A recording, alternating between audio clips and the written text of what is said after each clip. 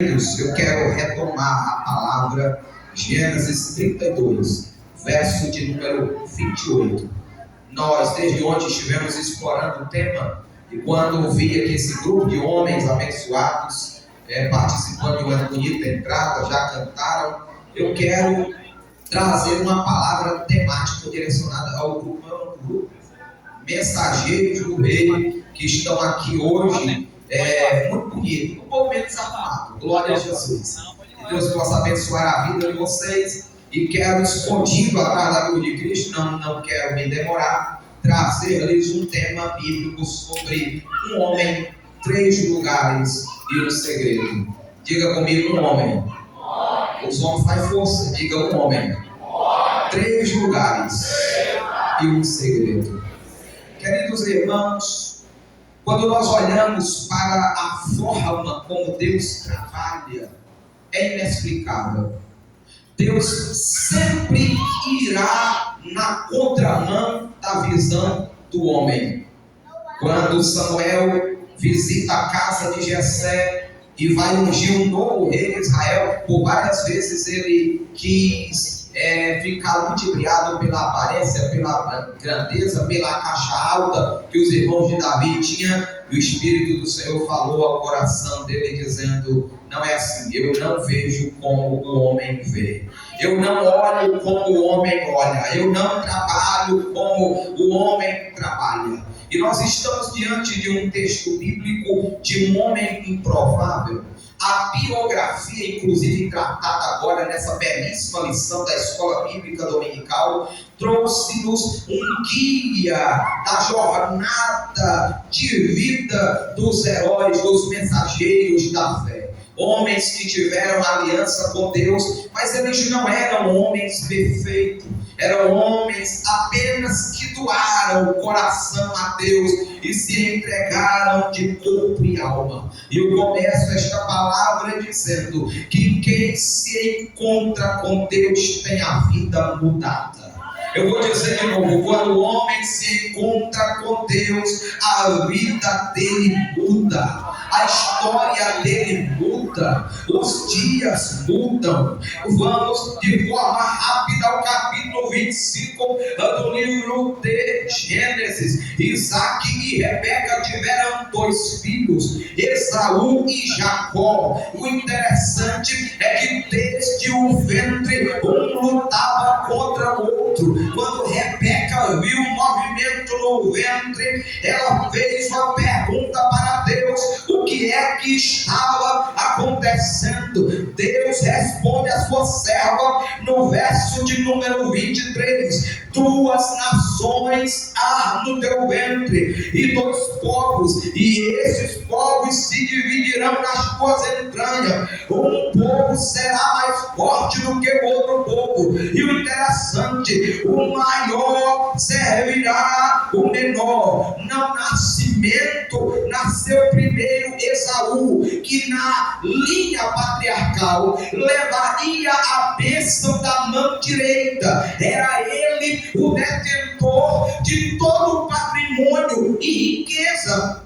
deixado pelo patriarca. Se ele quisesse dividir, abençoar a vida dos outros com o patriarca majoritário da casa, assim ele faria. Mas perceba algo interessante: Esaú nasce, eles eram gêmeos, e quando Jacó nasce, ele já nasce com a mão agarrada no calcanhar do seu irmão. É o personagem bíblico que a mão é mais velha do que o corpo. Ele nasce segurando no calcanhar do seu irmão. A Bíblia não revela, não vai mostrar, meus queridos irmãos, na verdade, Deus apontando qual dos 2 receberia a bênção da primogenitura. Mas a Bíblia diz que Isaac amava a Esaú e Rebeca amava a Jacó. O que Deus revela a Rebeca é algo tremendo, é algo extraordinário. Ele vai dizer as duas nações que estão dentro de ti serão nações fortes. É como se Deus estivesse dizendo: há uma nação dessa que se importará com a minha aliança, que se importará com o propósito, que se importará com aquilo que eu estou entregando. É por isso, senhores e senhoras, que direito de primogenitura era sinônimo de guerra. Mas se nós olharmos para o histórico aqui, Esaú é chamado de profano. Esaú brinca com o que é espiritual. Esaú vendeu a primogenitura pelo guisado. Ele era homem de casa, Jacó era homem da cozinha e da tenda. E um dia, quando ele chega da caçada, Jacó tinha feito um guisado muito cheiroso, e ele disse: dá-me o guisado para que eu não morra de fome. E ele disse: eu te darei, mas se tu me deres o teu direito de primogenitura. Ele olha para o seu irmão de forma desprezível e diz: por acaso este direito me valeria se eu vier a morrer aqui de fome? E ele naquele momento negocia o seu princípio, ele mude. Ele comenta dizendo: com exceção do fruto proibido, nenhum outro alimento custou tão caro como este cozimento de lentilha. Entenda, meus queridos irmãos, aleluia, a partir de agora parece que a mão direita de Deus saiu da cabeça de Esaú e se direcionou para a cabeça de Jacó. E este homem agora começa a receber privilégio. No dia que o seu pai estava para fechar os olhos e se despedir, ele pede a Esaú que ele busque uma caça e prepare uma comida que fosse o seu melhor aperitivo antes da despedida. E enquanto ele faz isso, Rebeca está preparando Jacó com peles de cabra nos braços, porque ele era um homem liso e Esaú era cabeludo, e está preparando um cardápio parecido com o que seu filho cozinhava. Esse episódio, meus irmãos, fez com que houvesse a troca da primogenitura, aquela lá trocada por um prato de lentilha. Quando Esaú volta para receber a bênção do seu pai, olha para mim, para você entender, a bênção já tinha sido dada, entregue a Jacó. Quando Esaú descobriu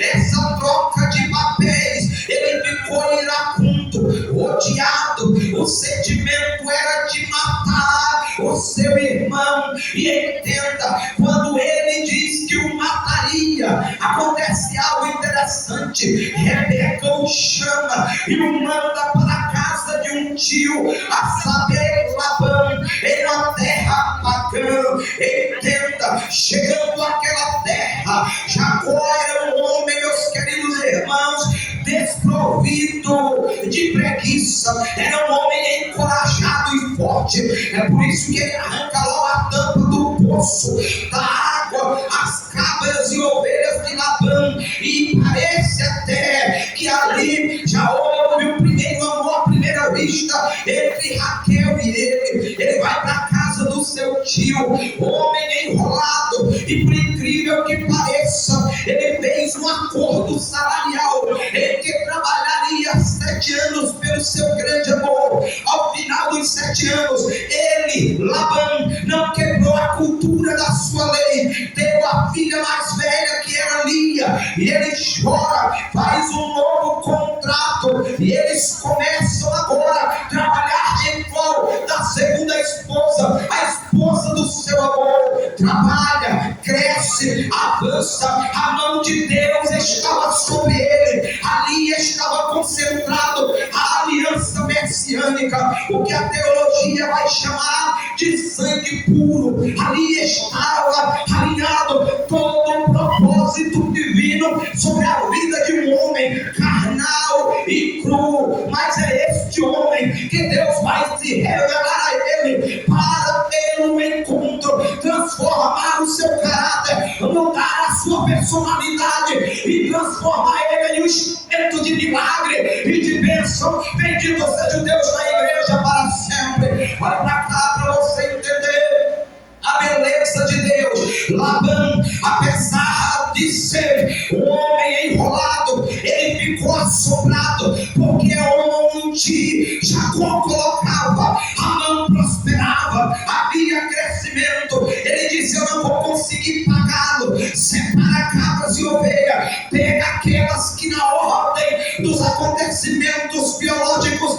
nasceriam menos, que seriam as pintadas, e diz: todas as que nascerem com pintas serão tuas, sendo que ele tinha um rebanho puro. Aconteceu o contrário. Na habilidade que Jacó tinha, ele destacou varas de junto à beira da água, e quando cabras e ovelhas bebiam, elas só nasciam mariscadas, listradas. Ele disse: vamos trocar a coisa, tu agora vai ficar com as limpas e eu vou ficar com todas as que nascerem diferente. Ele só tira e começa a nascer do mesmo jeito. Jacó cresceu, Jacó foi engrandecido, mas ele tinha um passado que ele assombrava. Ele tinha um irmão que também tinha punho de ferro, que também era grande, que também tinha soldados, que também tinha senhores na sua casa, que também tinha cabras e ovelhas. E este homem que tinha ficado com a riqueza do seu pai, enquanto ele se separou,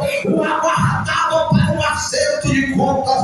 É aqui, senhores e senhoras, que este homem, apesar de ter servido com amor, de ter visto tudo, ele tinha saudade de casa. Ele queria voltar para a sua casa, ele queria voltar para a sua família. Eu lhes prego sobre o tema: um homem, 3 lugares e um segredo. O homem é Jacó, e este homem, ele se depara com o primeiro lugar, porque ele pede a bênção do seu sogro Labão e retorna para a sua terra medroso, pensando que talvez não escaparia. Mas é que uma das filhas de Labão pega os ídolos pagãos do seu pai, coloca debaixo ali das capas e viaja. Quando Labão viu aquilo, ele se insurgiu para matar a Jacó. Ali quase que ia havendo uma tragédia. Depois de tantos anos, o clima já não era bom, já havia muita hostilidade com Labão, com seus filhos, entre os pastores, e Jacó decide voltar. É nesse trajeto, eu estou no capítulo de número 31, e agora eu encontro Jacó na primeira parada. Jacó está em Gileade. Por incrível que pareça, Gileade traz um conceito. Gileade significa lugar de testemunho, mas porém ali quase virava lugar de tragédia, lugar de dor. Ainda bem que quem vive debaixo de promessa tem um Deus que intervém na história, tem um Deus que tem mãos poderosas ao nosso favor. Oh glória, oh glória, oh glória. Mas olhe para cá para você entender, porque Gileade, no primeiro conceito da história, virou lugar de contenda, lugar de dores. Ei, tem gente que precisa se libertar do passado, quebrar protocolos, mudar a visão espiritual. Há pessoas, meus queridos irmãos, que não crescem espiritualmente porque é tumultuador, é homem que gera crítica para tudo enquanto é lado. Quando os líderes, pastor Alex, evangelista Márcio, aleluia, pastor Reinei, não saem do lugar, porque são homens de contenda, homens de guerra. Deus não trabalha com pessoas assim. Nós precisamos ser combativos, mas apenas contra a força do pecado. Olhem para cá, senhores, olhem para cá, senhores homens, olhem para cá. Não adianta ter colher grosso diante de Deus. Diante de Deus prevalece quem é humilde, diante de Deus prevalece quem tem coração sábio, diante de Deus prevalece quem tem coragem de renunciar ao eu, quebrar paradigma, levantar altar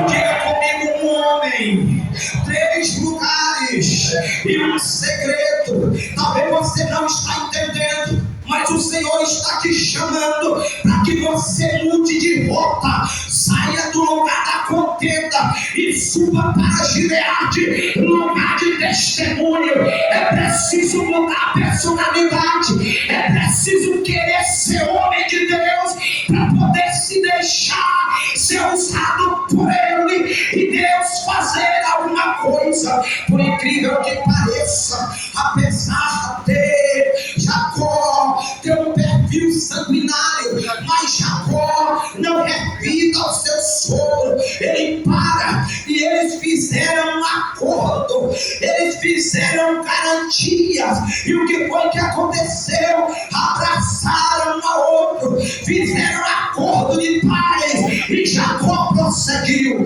Levante assim a sua mão direita para o céu. Quem é a igreja? Diga comigo, diga igreja. Melhore, diga igreja. Que cresce, que aleluia, que avança. Melhore, diga mais forte, igreja.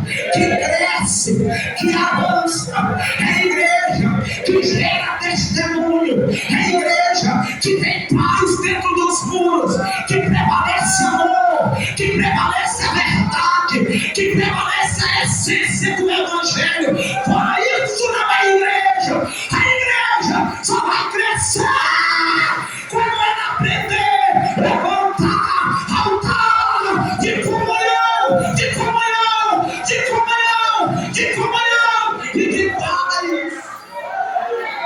Aleluia, aleluia. Filho, manda mais um retorno para mim aqui, para me aquietar um pouco. Manda mais um retorno aqui para mim. Aleluia, glória a Deus, aleluia, glória a Deus. Não faça nada enquanto você estiver odiado, irado, decepcionado. Não faça nada, não tome decisões. Pare, reflita, olhe para a sua jornada, veja o que Deus já fez por você. Mas tem um tipo de crente na igreja que gosta de dizer: eu nasci assim e assim eu vou morrer. É porque eu sou sanguinário mesmo, é o meu perfil. Então tu nasceu assim, filho da carne. Tu nasceu assim, herdando a herança de um pai ignorante que tu tinha. Mas agora, como homem de Deus, tu nasceu de novo. E Paulo escreve à igreja de Corinto dizendo que se alguém estiver em Cristo, nova criatura é. As coisas velhas se passaram e tudo se fez novo. Glória a Deus. Nós moramos em uma cidade, lugar de dor, também é lugar de gerar testemunho. E ali tinha um policial aposentado, um homem que a gente olhava para ele, eu conheci japonês e fiquei admirado da bondade que aquele cidadão carregava no coração. Homem que pega o melhor peixe do Maracu, na Baixada Maranhense. Ele tem voto com Deus. Talvez hoje alguém ia chamá-lo de besta e adulante. E ele não leva o peixe sem estar cozido e preparado para a casa dos pastores dele. Ele leva no ponto, ele leva organizado. E tem uma coisa bonita: ele, japonês, era carniceiro, era um homem miserável. Japonês deu a pisa no padre da cidade, onde ele era policial. As pessoas terem noção, porque o padre foi querer desafiar ele e ele desceu o pau nas costas dele, deixou ele tomando cancha. O homem era ímpio, ele deu uma brisa no cidadão que nunca mais ele conseguiu andar. Mas um dia o irmão japonês chegou em Gileade e se encontrou com o Cristo da promessa. Desce no homem manso, e um dia ele foi deixar uma peixada dessa cozida para meu pai, pastor Giovanni, na calçada da casa pastoral, e foi embora, ele todo quebrado. Jesus tirou ele do leito do hospital, já fedendo a carne, seria morrer. Ele estava em estado deplorável quando Jesus o achou e começou a mudar a sua personalidade. E um cidadão incrédulo da cidade disse: pastor, eu não sei o que vocês têm, mas que vocês têm um segredo bonito, vocês têm, porque quem conheceu esse homem foi eu. E agora, para um homem desse, que por onde ele passa, ele transmite paz, ele transmite transmite sinceridade, ele transmite testemunho. Sabe o que é isso? É altar levantado em Gileade. Levante altares, levante altares. A Bíblia diz: enquanto depender de você, tenha paz com todos os homens. Tem irmão que é trabalhoso, tem irmão que é difícil engolir, mas se depender de você, chega em Gileade, vamos da tua história. O Deus da paz te visitará de maneira extraordinária. Oh, glória! Bendito seja o Senhor. Deixa eu correr na palavra, naquele abraço de despedida. O homem chamado Jacó abandona o primeiro lugar e ele vai para o segundo lugar, que é o Vale de Jaboque. Antes de